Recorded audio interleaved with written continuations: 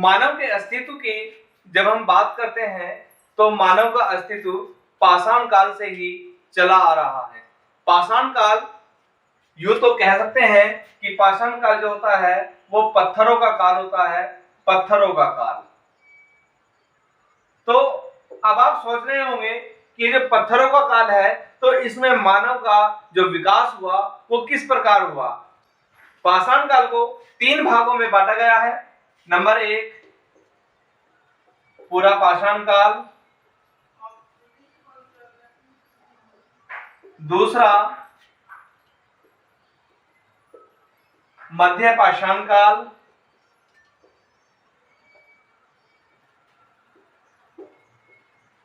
तीसरा नव पाषाण काल। आज हम पाषाण काल की बात करते हैं तो पहला लेते हैं। पाषाण काल को भी 3 भागों में बांटा गया है। नंबर 1 निम्न पूरा पाषाण काल, दूसरा मध्य पूरा पाषाण काल और तीसरा है उच्च पूरा पाषाण काल। तो साथियों हम पूरा पाषाण काल की जब बात करते हैं तो इसे 3 भागों में बांटा गया है। निम्न पूरा पाषाण काल, मध्य पूरा पाषाण काल और उच्च पूरा पाषाण काल।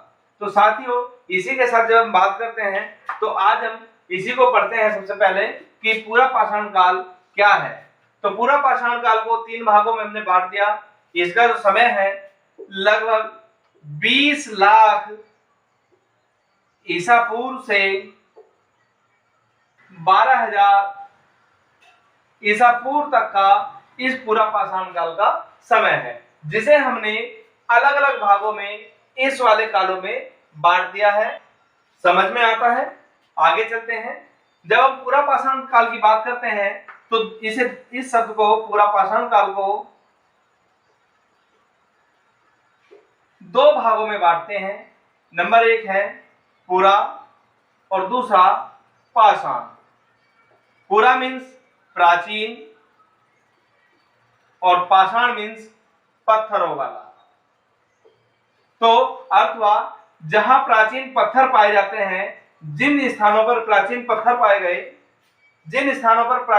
पाए गए उस काल को पूरा पाषाण काल के नाम से जाना जाता है। अब ये जो हमने निम्न, मध्य और उच्च किया है, तो जैसे जैसे मनुष्य का विकास होता गया वैसे वैसे इस काल का नाम बदलता गया। जैसे जब निम्न पाषाण काल की बात करते हैं तो निम्न पाषाण काल में जो मानव था वो एक, कहने के लिए तो पूरा पाषाण काल जो टोटल है इसके अंदर जो मानव था वो अपना जो जीवन है वो खानाबदोशी की तरह व्यतीत करता था।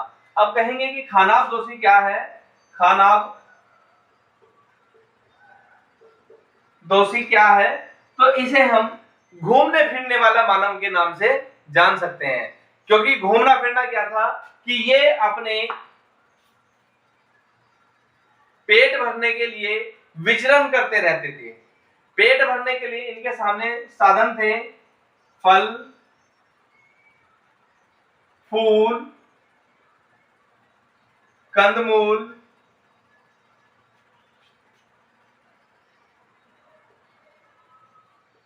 पशुओं का शिकार,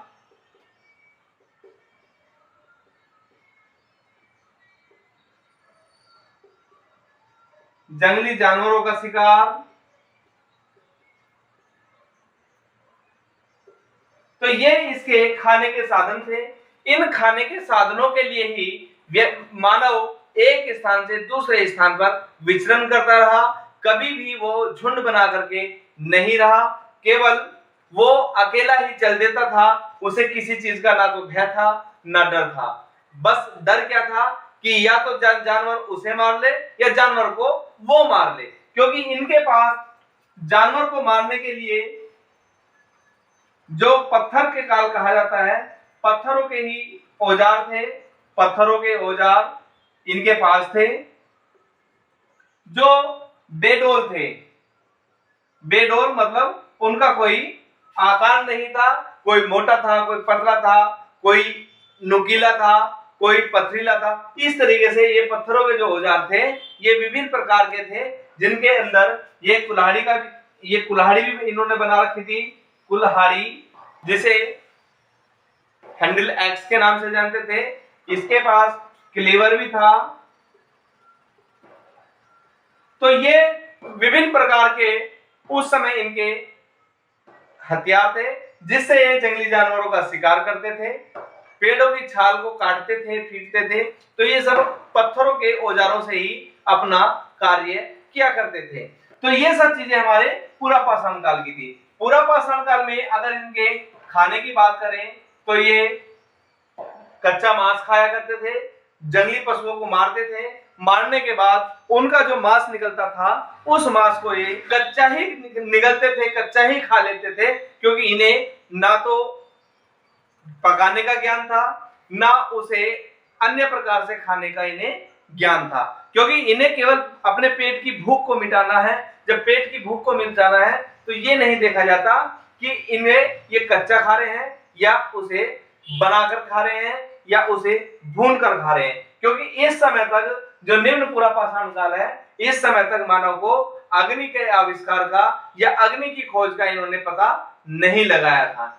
ये जो पत्थरों के औजारों से इन्होंने जंगली जीवों का शिकार किया और जंगली जीवों के शिकार करने के बाद उसी के मांस को काट के छील के अपना खाया पिया और फेंक दिया। आज अगर मानव की बात करें तो मानव अगर नॉनवेज मांसाहारी है तो वो उस मांस को ला करके साफ करता है, मसाला लगाता है, तब उसे खाता है। लेकिन उस समय का मानव इन सब चीजों से अनभिज्ञ था, उसे किसी मसाले का ज्ञान नहीं था, किसी मिर्च का ज्ञान नहीं था, केवल खाने का ज्ञान था कि वो केवल खाने में इनका कंदमूल वगैरह खाए या जंगली जानवरों का मांस खाए। निवास की बात करते हैं तो मानव खानाबदोशी के रूप में ये अपना जीवन यापन करता था, विचरण करता रहता था। कभी क्योंकि हमने पढ़ा है कि जो सबसे पहला मानव इस पृथ्वी के ऊपर देखा गया है वो तो अफ्रीका महाद्वीप के अंदर देखा गया है। अफ्रीका महाद्वीप मानव की जननी के नाम से भी जाना जाता है, क्योंकि मानव का जो अस्तित्व पाया गया है वो सबसे पहले अफ्रीका महाद्वीप में पाया गया है। उसके बाद वो अफ्रीका महाद्वीप सना दर समय आगे बढ़ता गया, क्योंकि हमने मानव के विकास में कई सारी चीजें पढ़ी कि हमने ऑस्ट्रेलिया मानव को पढ़ा, जावा मानव को पढ़ा, सुमात्रा मानव को पढ़ा, निएंडर मानव को पढ़ा, होमो सैपियंस को पढ़ा।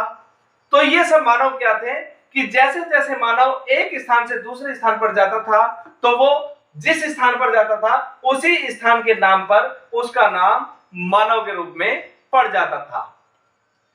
तो क्योंकि निएंडर घाटी की अगर बात करें तो निएंडर घाटी जो थी वो जर्मनी में थी, और जर्मनी की अगर स्थिति की बात करें तो वो यूरोप में थी। तो सबसे पहले अफ्रीका, उसके बाद यूरोप से होता हुआ वो एशिया महाद्वीप के अंदर प्रवेश करा और वो अपना खानाबदोशी वाला जीवन उसने अपना व्यतीत करा।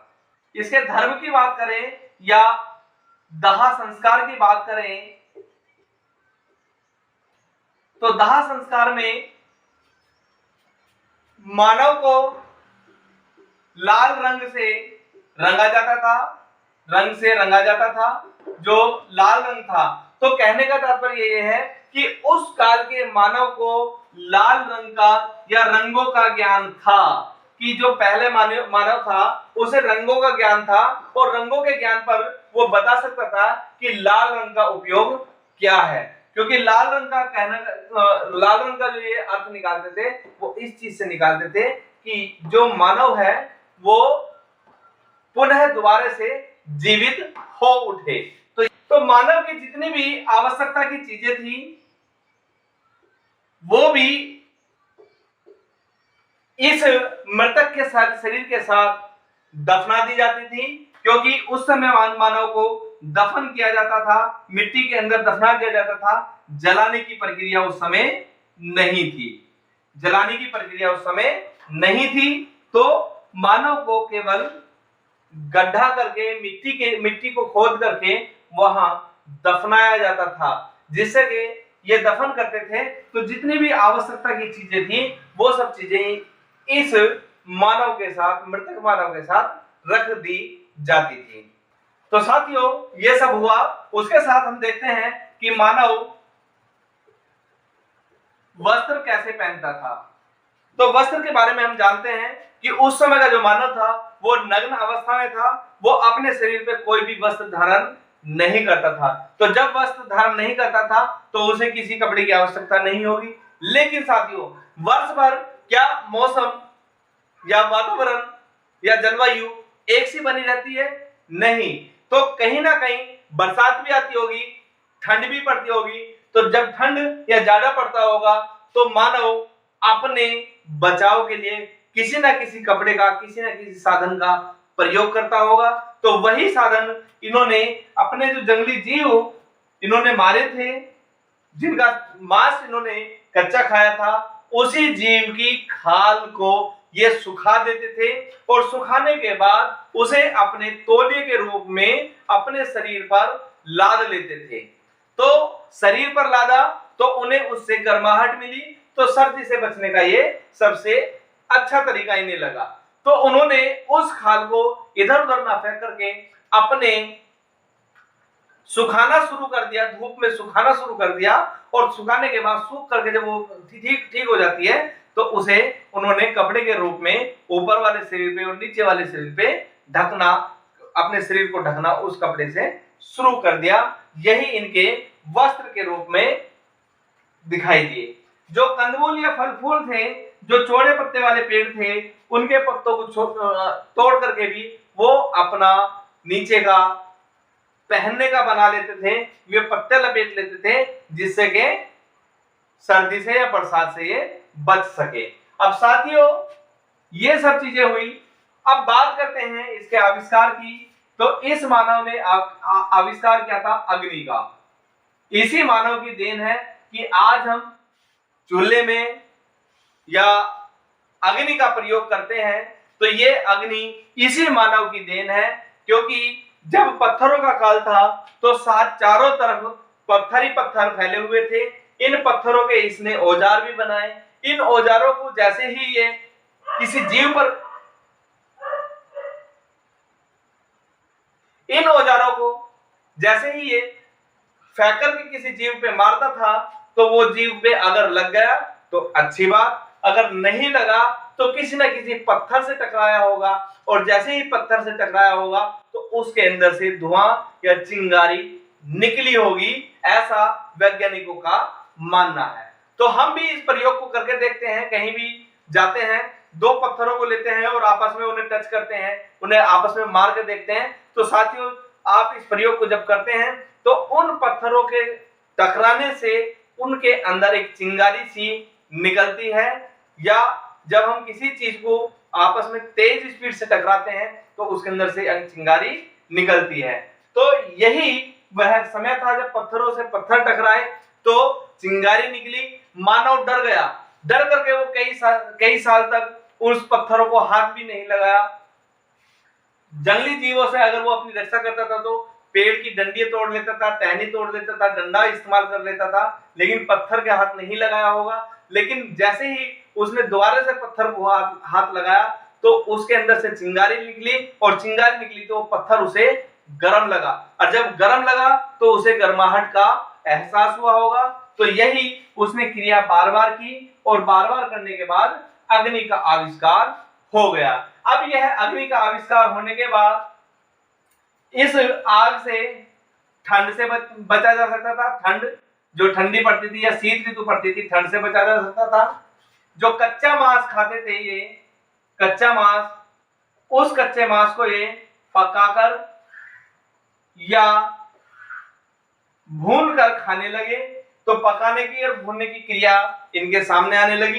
तीसरा, जंगली जानवरों से बचने के लिए ये आग का प्रयोग करने लगे। जंगली जानवरों से भी बचने के लिए क्या है, आग का प्रयोग करने लगे। और आग का प्रयोग यही खत्म नहीं हो जाता, आपने जो गुफा में इसका रहने का स्थान था, क्योंकि जो निवास था इसका खानाबदोशी था, तो गुफाओं में जहां उसे जगह मिली वहीं वो रुक जाता था, अपना रात बिताता था और आगे चल देता था। तो गुफाओं में जहां वो रहना शुरू कर देता, गुफाओं में उसने इस अग्नि के आविष्कार के बाद उन गुफाओं के अंदर उजाला करना शुरू किया, जिससे कि ये जंगली जीव डर करके भागने लगे। तो यही वह समय था जो इसके जीवन में परिवर्तन लाया, इसके माइंड में परिवर्तन लाया, अग्नि का आविष्कार। साथियों, ये अग्नि के आविष्कार की क्रिया यही नहीं रुक जाती, ये आगे बढ़ती है। अब जब ये दफन करने लगे तो दफन करने की क्रिया भी यहीं पर, ये अवशव को जलाने की प्रक्रिया भी आने लगी। बहुत सारी क्रियाएं इस अग्नि के माध्यम से मानव करने लगा और अपने जीवन को विकास दर विकास आगे बढ़ाता चला गया। और आज का मानव उन सब चीजों से रूबरू है जो कभी उसने कल्पना भी नहीं की होगी, क्योंकि आज वैज्ञानिक युग है और वैज्ञानिक युग में आज मिसाइल का प्रयोग है तो उसके अंदर से भी अग्नि निकलती है, अग्नि ज्वाला निकलती है, तापमान इतना बढ़ा देती है, टेम्परेचर इतना बढ़ा देती है कि पल भर तो ही सब खत्म। तो कहीं ना कहीं मानव के विकास की यह एक रूपरेखा थी, एक बेसिक था मानव का उस समय, जिसने अपने दिमाग का प्रयोग करके उसने अग्नि का आविष्कार किया। तो साथियों, पाषाणकालीन जो समय था वो विश्व के किन किन कोनों में पाया जाता था। तो सबसे पहले मैं बात करता हूं भारत की। भारत में ये अग्नि के आविष्कार के लिए बात बता रहा हूं। एक कुर्नूल जगह है, कुर्नूल। भारत में एक कुर्नूल जगह है। जब हम तमिलनाडु जाते हैं, तमिलनाडु, तो तमिलनाडु में ये जगह पड़ती है कुर्नूल। तमिलनाडु राज्य में कुर्नूल जगह है। वहां पर जो गुफा पाई जाती थी उसमें राख के ढेर पाए गए थे। राख के ढेर अगर पाए गए हैं तो इससे ही वैज्ञानिकों ने अनुभव किया कि भारत के अंदर जिस समय अग्नि का आविष्कार हुआ था उस समय मानव भारत के अंदर भी निवास करता था। भारत के अंदर भी मानव के अवशेष उस समय पाए गए थे। उस समय मानव की क्रियाएं उस समय भारत के अंदर भी होती थी। तो ये सब चीजें क्या है कि ये सब चीजें ही हमें इतिहास को समझने की माध्यम रखती हैं। और एक जगह और मैं बताता हूं आपको, भीमबेटका कहां पर है? मध्य प्रदेश।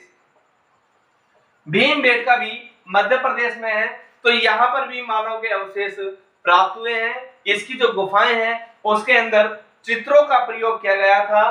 तो इन चित्रों के माध्यम से भी ये कह सकते हैं कि उस समय के जो मानव था उसे चित्रकला का भी ज्ञान था, क्योंकि उसने जिन जीवों को मारा उन जीवों के ही चित्र उसने दीवार पर उकेर दिए, चाहे लड़ते हुए जानवर के या शिकार करते हुए मानव के। जो जब शिकार करता है मानव जानवरों का तो उसके चित्र, या कोई खूबसूरत उसे जीव मिला तो उसके चित्र उसने दीवारों पर, गुफाओं की दीवारों पर उकेर दिए। तो यहाँ पर का मानव जो है चित्रकला से भी रूबरू था और रंगों से भी रूबरू था और अग्नि के आविष्कार से, अग्नि से भी रूबरू हो गया यहाँ का मानव। तो साथियों, ये हमारा पूरा पाषाण काल था जो हमने एक छोटी सी वीडियो के माध्यम से आप तक पहुंचाया। Thank you.